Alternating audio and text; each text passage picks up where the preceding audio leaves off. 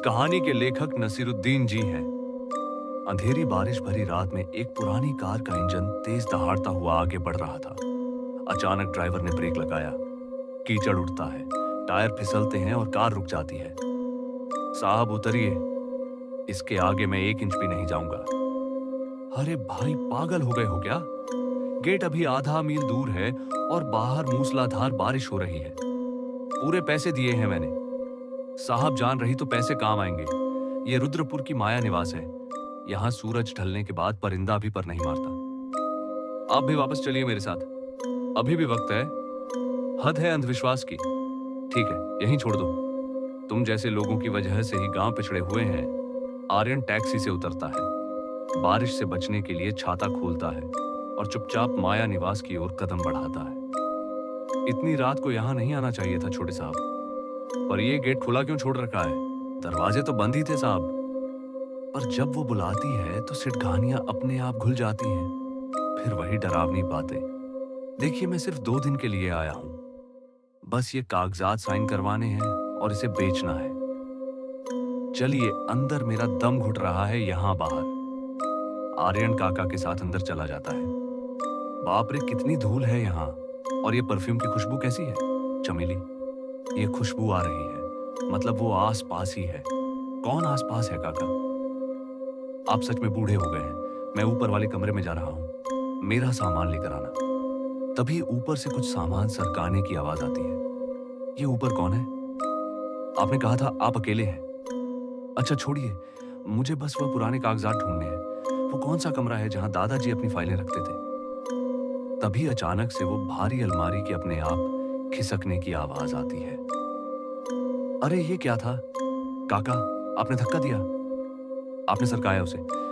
मैं तो आपके पीछे खड़ा हूं साहब, अलमारी के पास कोई नहीं है। तभी अचानक हवा का एक तेज झोंका आया और फर्श पर पड़ी एक पुरानी तस्वीर उड़ती हुई आर्यन के पैरों के पास आकर रुक गई। ये तस्वीर, ये तो दादाजी की है, पर उनकी आंखों पर यह खरोच के निशान कैसे?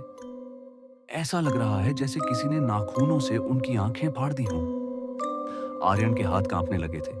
तभी दीवार पर टंगी एक पुरानी घड़ी जो सालों से बंद पड़ी थी, अचानक तेज आवाज में चलने लगी। उसकी पेंडुलम की आवाज पूरे हॉल में गूंजने लगी। ये घड़ी, ये तो बंद थी, अचानक से इतने फास्ट कैसे चलने लगी?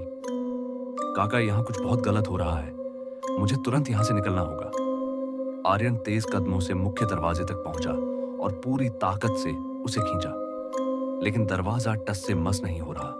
ये खुल क्यों नहीं रहा? काका, कुंडी तो खुली है, धक्का लगाइए। अब कितनी भी कोशिश कर लीजिए साहब, पर यह दरवाजा नहीं खुलेगा। जब उसकी इच्छा होगी तभी रास्ता मिलेगा। उसने हमें अंदर रोक लिया है। अचानक ऊपर लटकता झूमर कांप उठा। उसके सारे शीशे एक साथ खनखनाने लगे, जैसे कोई अनदेखी शक्ति उन्हें बेरहमी से हिला रही थी। ऊपर कोई है? सुनो, कौन हो तुम? सामने आओ। आर्यन जैसे ही सीढ़ियों के बीच पहुंचा, ऊपर रखा भारी पीतल का गुलदस्ता अचानक उसकी ओर झपट पड़ा। उसकी रफ्तार इतनी तेज थी कि साफ लग रहा था जैसे किसी ने जानबूझकर उसे आयरन की तरफ फेंका हो। शिट, बाल बाल बचा। काका, यह सब इत्तेफाक नहीं है। कोई हमें मारना चाहता है। यह कोई इत्तेफाक नहीं है साहब, यह इंतकाम है। उस कमरे का दरवाजा देखिए, वो खुद खुल गया है। वही कमरा जहां आपके परदादा ने उसे आखिरी बार देखा था। उसके बाद किसी ने उसे फिर कभी नहीं देखा। आप क्या बोल रहे हैं? मुझे कुछ समझ नहीं आ रहा। और यह दरवाजा अपने आप कैसे खुल गया? जवाब का इंतजार किए बिना आर्यन की नजर फर्श पर बिखरे कागजों और पुरानी फाइलों पर चली गई। वो झुककर उन्हें पलटने लगा। ये तो वही फाइलें हैं जो मैं ढूंढ रहा था। काका, आपने तो बताया था कि यह कागजात अलमारी में है। आर्यन उस अंधेरे कमरे की ओर खींचा चला जाता है और तभी पीछे से दरवाजा इतनी जोर से बंद होता है कि पूरी हवेली उस आवाज से हिल जाती है। उस बंद कमरे में घुटन भरा सन्नाटा फैल गया था। आर्यन की सांसें तेज हो गई थी और लकड़ी पर नाखून मारने जैसी आवाजें आ रही थी। काका, दरवाजा खोलिए, बाहर से कुंडी किसने लगाई? काका, जवाब दीजिए। कमरे के भीतर की हवा अचानक बर्फ जैसी ठंडी हो गई। आर्यन ने कांपते हाथों से जेब से लाइटर निकाला और उसे जलाया।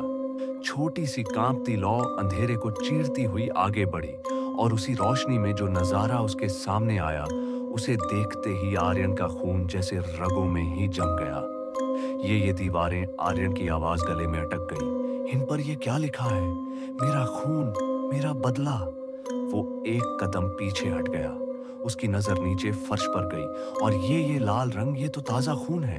और उसी वक्त जोर जोर से एक औरत के रोने की आवाज आने लगी, जो दीवारों से टकराकर पूरे कमरे में फैल गई। कौन? कोई है? जैसे ही लाइटर की रोशनी कमरे के एक कोने में पड़ी, वहां एक पुरानी लकड़ी की कुर्सी अपने आप हिल रही थी। लेकिन तभी एक जोर की आवाज के साथ दरवाजा खुल गया। बाहर रामू काका थे। रामू काका जैसे ही अंदर आए, कुर्सी का हिलना बंद हो गया। काका, आप ये क्या हो रहा है? मुझे कुछ समझ नहीं आ रहा। प्लीज मुझे यहां से बाहर निकालो। छोटे साहब, देर मत करो, जल्दी निकलो यहां से। मैं तुम्हें सब समझा दूंगा। हवेली के गलियारों में आर्यन और काका के भागते कदमों की तेज आवाजें गूंज उठी और उन्हीं के पीछे पीछे माया पिशाचों की खौफनाक हंसी पूरे हवेली में फैलती जा रही थी। इधर आइए साहब, इस दीवार के पीछे एक गुप्त रास्ता है, जल्दी कीजिए। वो आ रही है। आर्यन अंधेरे में हाथ मारते हुए उस गुप्त रास्ते की ओर बढ़ता है। वो एक तंग और संकरी सुरंग जैसी जगह में पहुंच जाता है, जहां सड़ी हुई गंध और नमी थी। उफ, यहाँ कितनी बदबू है। काका, आप कहाँ हैं? हाथ बढ़ाइए। मुझे कुछ दिख नहीं रहा। तभी एक माचिस की तीली जलती है और हल्की पीली रोशनी फैलती है। माचिस की रोशनी में आर्यन देखता है कि उस सुरंग की दीवारों पर हजारों इंसानी खोपड़ियां चुनवाई गई हैं। अरे बाप रे बाप, ये क्या है काका? अभी सवाल मत पूछो, मैं सब बता दूंगा। पहले यहां से निकलो। वहां से किसी तरह निकलने के बाद आखिरकार वो दोनों हवेली के पीछे बने उस छोटे से मंदिर में पहुंच जाते हैं, जहां माया का साया नहीं आ सकता था। थोड़ी देर की खामोशी के बाद रामू काका ने माया की कहानी बयान करना शुरू किया। पुरानी रेडियो ट्यूनिंग की आवाज आ रही थी। बैकग्राउंड में 80 के दशक का एक मधुर संगीत बज रहा था। ये उन दिनों की बात है जब रुद्रपुर की इस हवेली में रौनक हुआ करती थी। आर्यन के दादाजी ठाकुर गजेंद्र सिंह अपनी पत्नी और परिवार के साथ यहाँ शान से रहते थे। पर एक शाम इस हवेली की देरी पर मौत ने एक खूबसूरत चेहरा पहनकर कदम रखा। हाँ भाई, कौन है इतनी शाम को? साहब, दूर गांव से आई हूं, अकेली हूं। अगर कुछ काम मिल जाता तो बड़ी मेहरबानी होती। वो माया थी। उसकी आंखों में एक ऐसी कशिश थी कि दादाजी पहली ही नजर में उसके वश में हो गए। कुछ ही हफ्तों में हवेली का नजारा बदलने लगा। दादाजी का व्यवहार अपनी पत्नी के प्रति रूखा हो गया और वह घंटों माया के कमरे में बिताने लगे। एक दिन की बात है, आंगन में बंधे मवेशियों, गाय भैंस तड़पने लगे और रंभाने की दर्दनाक आवाजें आने लगी।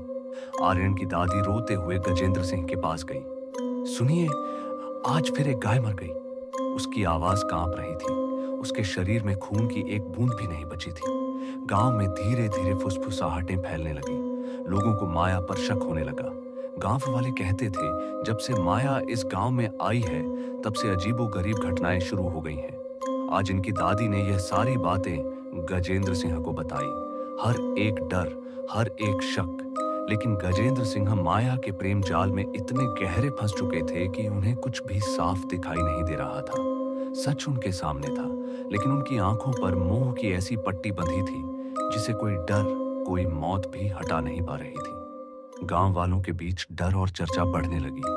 आखिरकार उन्हीं के सुझाव पर एक दिन दादी एक तांत्रिक बाबा के पास पहुंची और उन्हें पूरी घटना विस्तार से बता दी।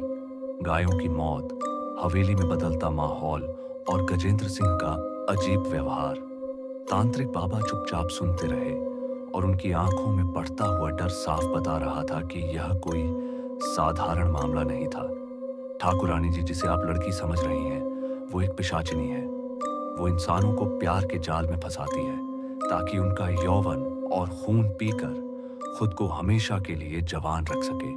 उसे रोकना होगा, वरना आपका वंश खत्म हो जाएगा। तांत्रिक बाबा ने गहरी आवाज में बताया। कल अमावस्या है, उन्होंने कहा। अमावस्या की रात पिशाचनी की शक्तियां कई गुना बढ़ जाती हैं। उसी रात वो उस पुरुष का खून पीती है जो पूरी तरह उसके वश में आ चुका होता है। यह सुनते ही आर्यन की दादी के पैरों तले जमीन खिसक गई। अब उनके पास सिर्फ एक दिन और एक रात का वक्त था, अपने पति को बचाने के लिए या सब कुछ खो देने के लिए। डर के बावजूद उन्होंने हिम्मत जुटाई और आखिरकार अमावस्या की काली रात आई।